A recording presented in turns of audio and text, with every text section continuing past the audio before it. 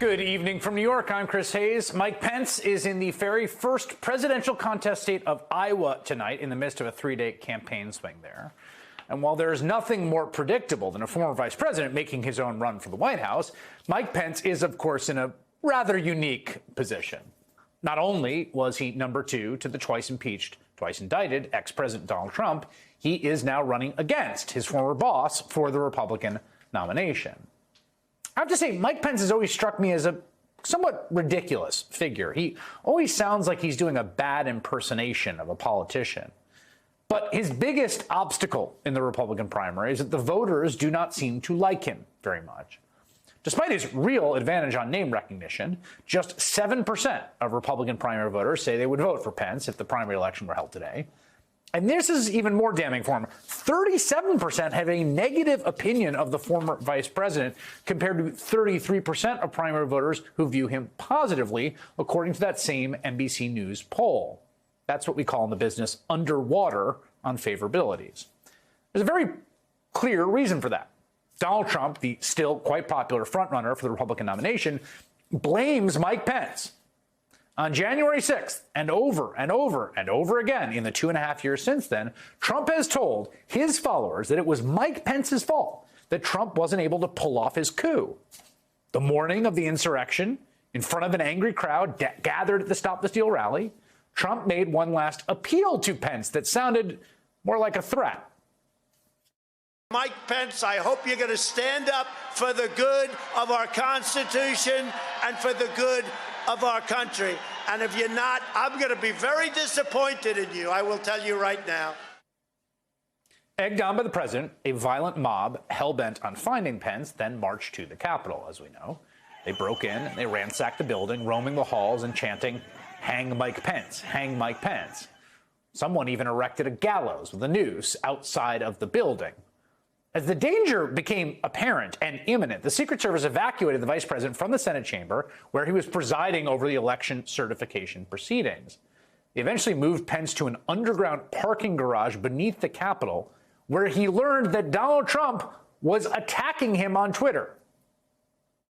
He was in this concrete, parking garage, and with his family, and this is the vice president of the United States, and he's holed up in a basement. His chief of staff, Mark Short, showing him his phone, and it's the tweet of Trump saying Mike Pence didn't have the courage. This is the guy who fled the rioters, and Trump is saying he didn't have the courage, and you can see it kind of looks like Pence is grimacing, but you can never really tell. Donald Trump quite clearly and almost explicitly painted a target on his vice president's back on January 6th, when he had every reason to know that he was in physical danger. Trump left Pence alone to decide what to do on his own, with a mob invading the Capitol, where to go, left him furtively making phone calls like this one to Speaker Nancy Pelosi. Hi, Mr. Vice President? Hi. Yeah, we're okay. We're here with Mr. Schumer, Mr. McConnell, the leadership, House and Senate. And how are you? Oh, my goodness, where are you? God bless you. I worry about you being in that Capitol room. Don't let anybody know where you are. Keep in mind, at this point, the leadership, Pelosi, had been evacuated out of that building. So when she says, I'm worried about you being in that Capitol, she's saying you are physically trapped in a building that is being overrun with people that want your death. Donald Trump sicked the mob on his own vice president. He left him to the wolves, and he still blames Mike Pence for not doing his bidding that day. And so even now, a big contingent of diehard Trump supporters think that Mike Pence is a traitor, even though he's the opposite in the sense that he actually fulfilled his constitutional duty on January 6th. And the Republican voters who want to move past Donald Trump, well, they don't like the fact that Pence was a toady on pretty much every other day of his entire term. And that leaves Pence pretty much stuck with just 7% support. But ambition makes people do amazing things, doesn't it? Crisscrossing the state of Iowa, trying to convince people the mob calling for your death had it all wrong. And that's really the task the former vice president set for himself yesterday in Sioux City, Iowa. It's a small campaign event, sort of typical thing at a pizza ranch, a meet and greet with the county Republican Party. And to be clear, and this is important, This was a room full of rank-and-file Iowa Republican caucus goers who came to see and speak to Pence. It was not some rowdy MAGA crowd at a Trump rally. But as you will hear in this clip, one voter did ask about his role on January 6th, as Donald Trump would describe it. And based on the reaction in the room as Pence answered, the crowd sure seemed pretty skeptical of the broadly true story Pence told. If it wasn't for your vote, we would not have Joe Biden in the White House. Right. Joe Biden shouldn't be there. And all those wonderful things that you and Trump were doing together would be continuing, and this country would be on the right path. Do you ever second guess yourself? That was a constitutional right that you had to send those votes back to the states. It was not like you were going to personally elect him. We all know by the number of votes that were there who won that election. Well, You changed history for this country. Yeah, let me speak to the issue, because I think it's an issue that continues to be misunderstood. But I know by God's grace I did exactly what the Constitution of the United States required of me that day. I kept my oath. But let me be very respectful of the question and tell you, look, states conduct our elections. You never want to let Washington, D.C. run elections.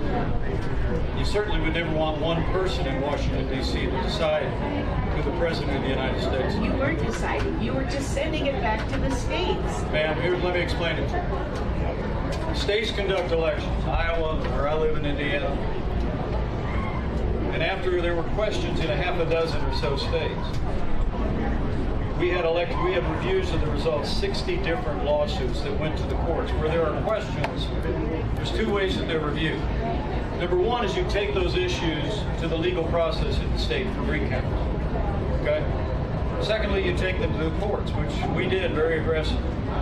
Now, there were voting irregularities that took place. You had a half a dozen states that changed the rules in the name of COVID, but the courts upheld those changes in virtually every instance, and in every instance where they would have had any impact whatsoever. At the end of the day, when Iowa certified your results and sent them to Washington, D.C., when Indiana certified our results, the Constitution of the United States, in Article 2, says the job of the Vice President is to serve as the presiding officer of a joint session where you open and count the votes. Don't take my word for it. Go read the Constitution. Not really. I say this with great affection and respect. The Constitution is very clear.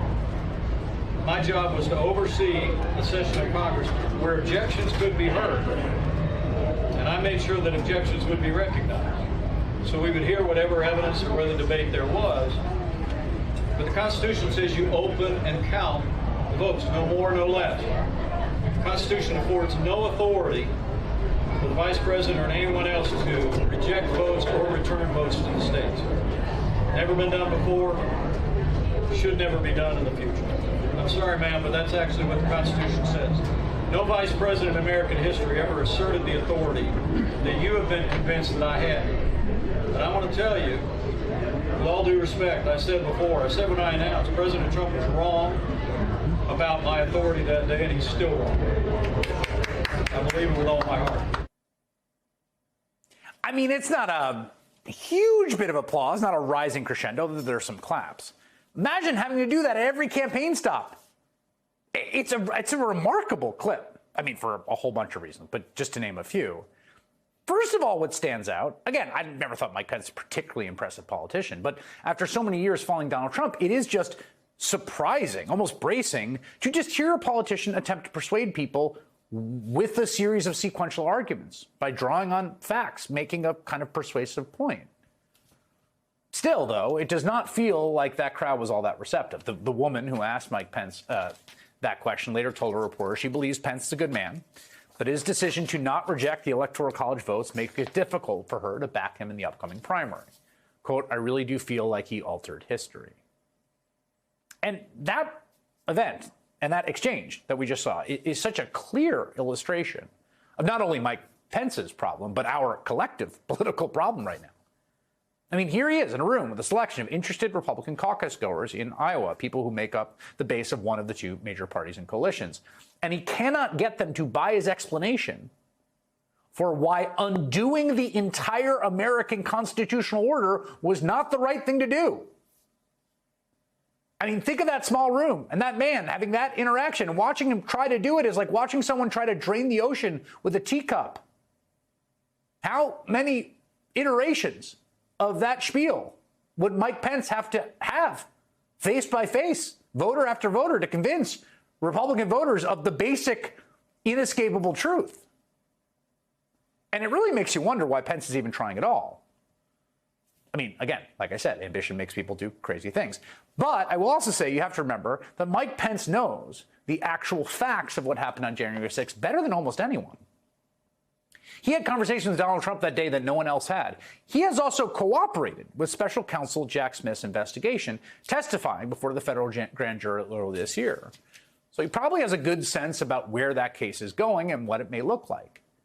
And maybe Mike Pence is making a bet. His electoral chances may not look very good right now, and he may not be able to go convince every last Republican one by one he did the right thing on January 6th. But maybe, who knows, some further developments, like an actual criminal case, could change the outlook.